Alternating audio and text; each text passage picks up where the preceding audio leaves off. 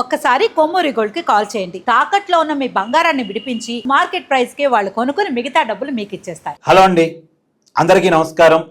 నేను మీ కట్ట కార్తీక్. కరూరు స్టాంప్ ప్యాడ్కి సంబంధించి హీరో విజయ్కి నోటీసులు వచ్చాయి. టీవీకే పార్టీ అధినేత స్టార్ హీరో విజయ్కి ఇవాళ సిబిఐ నోటీసులు పంపించింది. ఈ నెల 12వ తారీఖున ఢిల్లీలోని సిబిఐ కార్యాలయానికి వచ్చి విచారణకు హాజరు కావాలని చెప్పేసి ఆయన్ను సిబిఐ ఆదేశించింది. ఈ మేరకు ఆయన వెళ్ళాలి. మీ అందరూ తెలుసు కదా, గత సెప్టెంబర్ 27వ తారీఖున తమిళనాడు కరూరు ప్రాంతంలో టీవీకే పార్టీ సభలో పెద్ద ఎత్తున తొక్కిసలాట జరిగింది. 41 మంది చనిపోయారు. తొక్కిసలాటికి ప్రధాన కారణం ఏంటంటే హీరో విజయ్ టీవీకే అనేటువంటి పార్టీని స్థాపించాడు. ఆయన ప్రజల్లోకి వెళ్తూ ఉన్నాడు, పబ్లిక్ మీటింగ్లు పెడతా ఉన్నాడు, రోడ్ షోలు చేస్తూ ఉన్నాడు. ఆ రోడ్ షోలో కూడా పెద్ద ఎత్తున జనాలను సమీకరించబడుతూ ఉన్నారు. అయితే హీరో విజయ్ మీద ఉన్నటువంటి విమర్శ ఏంటంటే చిన్న చిన్న కూడల్లో మీటింగ్ పెట్టడం, జనాలు మాత్రం విపరీతంగా సమీకరించడం. అందులో హీరో విజయ్ అనగానే స్టార్డమ్ కూడా ఉంది కాబట్టి పెద్ద ఎత్తున జనాలు వస్తారు. ఆ జనాలు పెద్ద ఎత్తున రావటం, అక్కడ ఏర్పాట్లలో లోపాలు ఉంటాం. ఇక్కడ కరూరు ప్రాంతం కూడా జరిగింది. అది యాక్చువల్గా మధ్యాహ్నం పూట విజయ్ రావాలి, అక్కడ జనాలు పెద్ద ఎత్తున వచ్చారు. కానీ సమయానికి విజయ్ రాలేదు, ఈవినింగ్ ఎప్పుడో వచ్చారు. అక్కడ కనీస సౌకర్యాలు కూడా లేవు. రోడ్డు ఏమో చిన్నగా ఉంది, జనమేమో ఎక్కువ ఉన్నారు. ప్రశాంత్ కిషోర్ ప్లాన్ ఇదంతా. చిన్న రోడ్లలో ఎక్కువ మందిని సమీకరించాలి, పైన డ్రోన్ విజువల్స్ తీయాలి, చూసారా హీరో విజయ్కి జనం ఎంత వస్తున్నారు అని చెప్పి సోషల్ మీడియాలో ప్రమోట్ చేసుకోవాలి.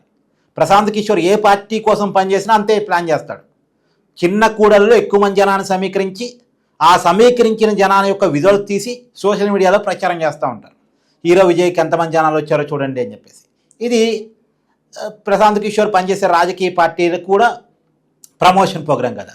అందులో భాగంగానే చిన్న కూడల్లో కరూరు ప్రాంతంలో ఎక్కువ మంది జనాలు సమీకరించబడ్డారు. కనీసం వాళ్ళకి వాటర్ కూడా అందుబాటులో ఇవ్వలేదు, కనీస సౌకర్యాలు కూడా అక్కడ నిర్వాహకులు ఇవ్వలేదు. ఆ సమయంలో విజయ్ కూడా చాలా లేట్ చేశారు. ఎంత లేటు అంటే మధ్యాహ్నం రావాల్సిన విజయ్ 12-1 ప్రాంతంలో రావాల్సిన హీరో విజయ్ ఎప్పుడో ఈవినింగ్ 6:30కి వచ్చారు. టూ మచ్ లేట్, కొన్ని గంటలు లేట్ వచ్చారు. జనాల్లో ఓపిక నశించింది. అందులో హీరో విజయ్ రాగానే అతని దగ్గర నుంచి చూడటం కోసం కొంతమంది ఎగబడ్డారు.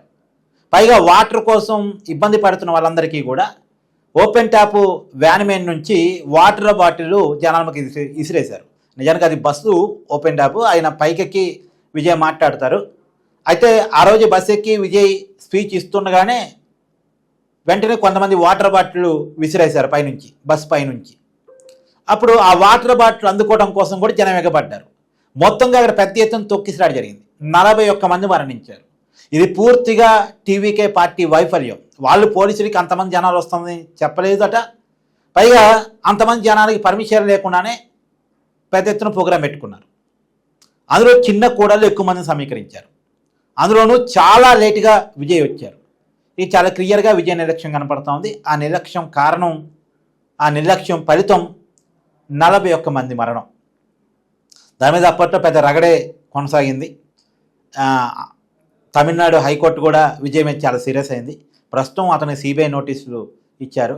అయితే ఈ ఇష్యూని రాజకీయం చేసుకోవడం కోసం డిఎంకే ప్రయత్నం చేసింది, ఇంకో బీజేపీ ప్రయత్నం చేసింది, అన్నాడీఎంకే ప్రయత్నం చేసింది. సో ఈ ఇష్యూని అడ్డం పెట్టుకొని విజయ్తో పొత్తు కుదుర్చుకుంటే బాగుంటుంది. ఎందుకంటే ఇతను బీజేపీకి డిఎంకేకి దూరం అని చెప్తుంటాడు.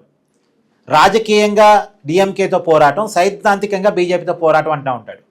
ఈ రెండు పార్టీలకి సమదూరం అంటూ ఉంటాడు. కానీ ఈ ఇష్యూని అడ్డం పెట్టుకుని విజయ్ తమ వైపు మార్చుకోవాలి, తమ వైపు తిప్పుకోవాలి. ఎందుకంటే విజయ్ కేసులో పడ్డాడు, డిఫెన్స్లో పడ్డాడు. కాబట్టి విజయ్ ఇప్పుడు రాజీ పరిస్థితుల్లో కేంద్రం సహకారం అవసరం అనే కారణం చేత బీజేపీ వైపు వస్తాడని బీజేపీ ఆశించింది.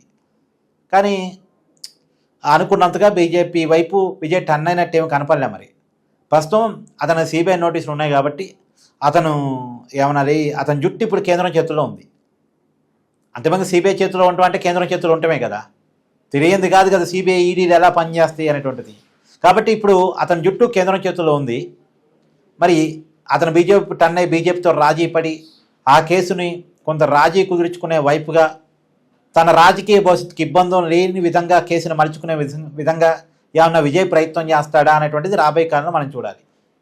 సో విజయ్ తొక్కిసలాట ఈ దాని మీద మీ కామెంట్ కూడా జడ్జ్ చేయండి. Thank you.